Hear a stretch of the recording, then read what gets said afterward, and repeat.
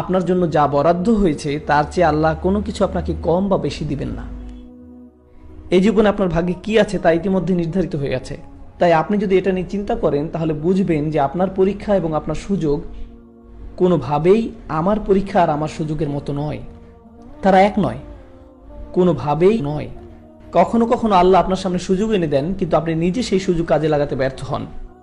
তিনি আপনার সামনে তা মেলে ধরেন, আর আপনি এর থেকে অনেক সওয়াব নিতে পারতেন, কিন্তু আপনি সিদ্ধান্ত নিলেন তা না করার, এবং আপনি তার জন্য ভুগতে থাকলেন, আর এর জন্য আপনি আল্লাহকে দোষ দিতে থাকলেন। তো এখন কি বোঝা যাচ্ছে? প্রত্যেকেই আলাদা আলাদা ভাগ্যের মালিক, সবার জীবনের পথ আলাদা।